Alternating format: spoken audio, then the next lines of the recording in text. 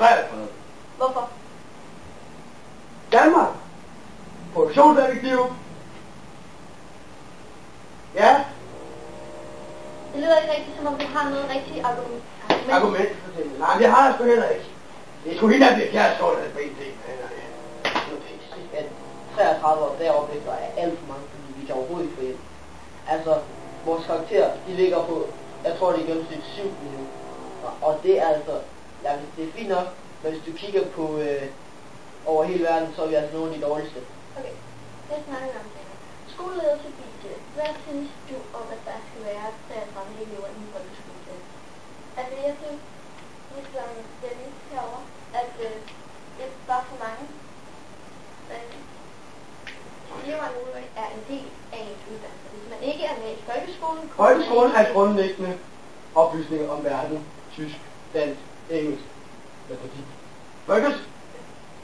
Uddannelsescentre er for eksempel produktionsefterskole. Ikke efterskole. Det var noget med Pia Kjærsgaard over. Produktionscentre. Og så videre. Det er ikke noget med folkeskolen at gøre.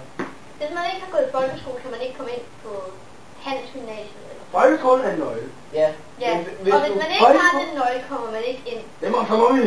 Ja, men hvis du får sådan en lille karakter, fordi du ikke har fået nok hjælp i folkeskolen, så kommer du ind. Der er sådan en lille chance for, at du kommer ind på en handelsskole eller teknisk skole, eller hvad det nu er. Okay, nu synes jeg, vi skal høre lidt, hvad skolelederen har. Hvad siger du til, at Lars Løkke er ligeglad med de unges uddannelse? Det synes jeg, det er jo det hele den her debat handler om. Uddannelse, grundlæggende. Folkeskole. Og når det er sådan,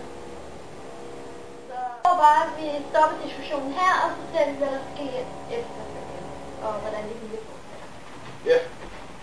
Stem på Lars Løkkes næste valg.